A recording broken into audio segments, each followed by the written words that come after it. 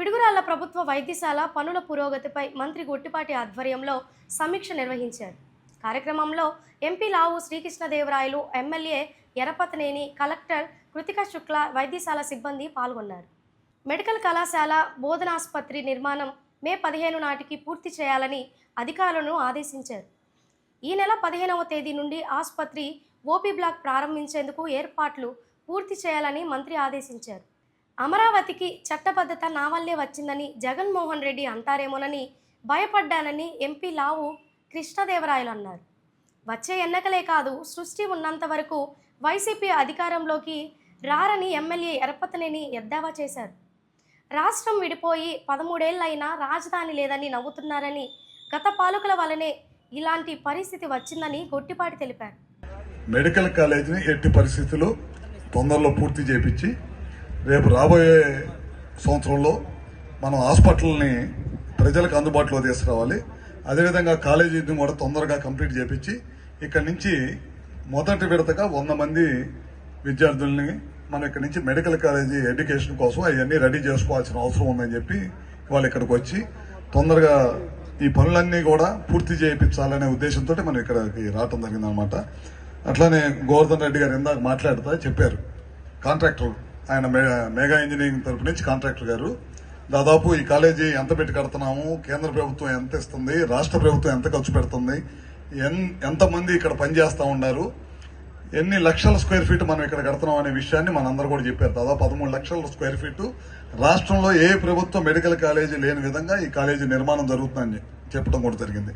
మేము గోవర్ధన్ రెడ్డి గారిని అడిగేది ఏంటంటే, ఎట్టి పరిస్థితుల్లో రేత్రనక పగలనక పని చేపించి మేము ఏదైతే నమ్మకం పెట్టుకున్నాం మీ మీద, ఆ నమ్మకాన్ని ఎట్టి పరిస్థితుల్లో ఇబ్బంది కలగకుండా పూర్తిగా తొందరలో అందిస్తారు అని చెప్పి ఆశిస్తూ ఉన్నాం. మేము కూడా ప్రభుత్వం తరపు నుంచి ఏ పని చేయాలో మేము కానీ, కలెక్టర్ గారు కానీ, ఎంపీ గారు కానీ, ఎమ్మెల్యే గారు కానీ మా చేతిలో ఉన్న పని అంతా మేము తప్పకుండా చేస్తాం.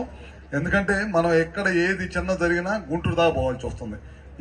మీ ప్రాంతంకే కాదు, ఇది మా మార్కాపురం, గిద్దలూరు, ఎర్రగొండపాలెం ప్రాంతానికి కూడా ఇదే అనమాట.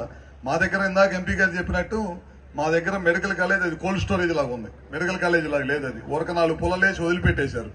ఈ ప్రభుత్వం, కేంద్ర ప్రభుత్వం, రాష్ట్ర ప్రభుత్వం కలిసి పనిచేస్తున్న కాలేజీలే ఆ 3 కాలేజీలు. మనం పిడుగురాలు కానీ, మచిలీపట్నం కానీ, ఇంకోటి అతనికి పాడేరు కానీ, ఈ 3 కాలేజీలే కొద్దిగా వేగవంతంగా ఉంది. వాటిలో మన బెస్ట్గా ఉంది. ఇవన్నీ కూడా చేస్తూ ఉన్నాం. తొందరలోనే అందించాల్సిన అవసరం ఉంది. మా డిపార్ట్మెంట్ తరఫున కానీ మన మంత్రి గారిని కూడా తీసుకొస్తాం. తొందరలోనే మంత్రి గారిని తీసుకొచ్చి ఇంకా వేగంగా ఏ విధంగా పనిచేయాలనే దానికోసం తప్పకుండా పని చేపిస్తాం. ఇదే కాకుండా ఇందాక అన్ని విషయాలు కూడా చెప్పుకొచ్చారు. రాజకీయంగా మొన్న మధ్య రాజధాని ఏ విధంగా చట్టబద్ధం చేసుకోవాల్సిన అవసరం వచ్చిందో, ఇక్కడ పరిపాలన చేసిన వాడు, గతంలో పరిపాలన చేసి కరెక్టోడైతే అంత దూరం వెళ్లాల్సిన పని లేదు. ఎందుకంటే 13 సంవత్సరాలు అయింది. దేశ ప్రజలందరూ కూడా నవ్వుతున్నారు. విడిపోయి 13 సంవత్సరాలు అయింది.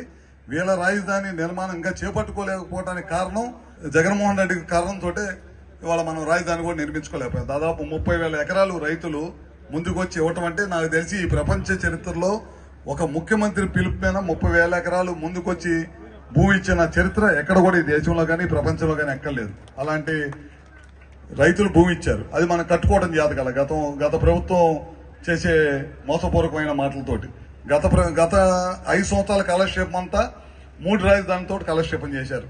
విశాఖపట్నం అన్నారు, మన దగ్గర అన్నారు, కర్నూలు అన్నారు, అయిపోయింది. ఇప్పుడు మళ్ళీ 3 ప్రాంతాలు, మచిలీపట్నం అన్నారు, గుంటూరు అన్నారు, అమరావతి అన్నారు, విజయవాడ అంటా మళ్ళీ కొత్త పేర్లు పెట్టి మళ్ళీ అదొక కాలయాపన చేస్తా ఒక కుట్ర, రాజధానిని లేకుండా చేయాలనే కుట్ర మరి ఎందుకు చేస్తారో నాకైతే అర్థం కావట్లా. అందరికి ఉంది. తెలంగాణకి ఇప్పుడు హైదరాబాద్ ఉంది, పక్కన తమిళనాడుకి మెడ్రాస్ ఉంది, బెంగళూరు ఉంది. ఎంతో సంపద సృష్టించి రాష్ట్ర ప్రయోజనాల కోసం ఉపయోగపడుతుంది ఆ రాజధాని. అమరావతి రాజధాని కట్టాలి అని చెప్పి భూములు ఇచ్చిన వారిలో ఆయన కూడా ఒకరు. 30,000 ఎకరాల్లో ఇచ్చిన వాళ్ళు ఆయన కూడా ఒకరు. దానికోసం పోరాటం చేసిన వాళ్ళలో కూడా ముఖ్యంగా ముందు నడిపించిన వాళ్ళు ఆయన కూడా ఒకరు. కలిసికట్టుగా చేశారు కాబట్టి దానికి చట్టబద్ధత ఈరోజు సాధించుకోగలిగామంటే ప్రతి ఒక్కరూ ఒక చెయ్యి వేశారు కాబట్టి అది జరిగింది. మే 1 నుంచి ముందుగా ఓపీ అయితే స్టార్ట్ అవుద్ది. మిగతాది ఏదైతే ఉందో కాలేజీ దానికి సంబంధించి కూడా ఎన్ఎన్సీ ఇన్స్పెక్షన్కి అతి త్వరగానే ప్రయత్నించి కాలేజ్ సీట్లు కూడా 100 అట్లీస్ట్ ముందు స్టార్ట్ చేసేదానికి ప్రయత్నిస్తామని చెప్పి అందరూ తెలియజేసుకుంటూ మరొకసారి చెప్తా ఉన్నా, దీంట్లో మేమెంత గట్టిగా పట్టుబడి మేము చేసి ముందుకు తీసుకెళ్తా ఉన్నాము. మీ వైపు నుంచి కూడా కొద్దిగా ఆ సహాయ సహకారాలు అందించాలి. ఎందుకంటే మా అందరం కలిసి చేస్తేనే అవుతుంది. మీ వైపు నుంచి కూడా సరే కొన్ని ఫస్ట్ ఒక 3-4 నెలలు కొద్దిగా ఇబ్బందులు ఉంటాయి, అన్నీ ఒకేసారి సెట్ అవ్వవు, అందరూ ఒకేసారి అడ్జస్ట్ అవ్వలేకపోవచ్చు. కానీ మీ వైపు నుంచి కూడా కొద్దిగా సమన్వయం పాటిస్తూ మీ వైపు నుంచి కూడా సహాయ సహకారాలు ఉంటాయి. అందరం కలిసి చేస్తే ఇది అవుతుంది.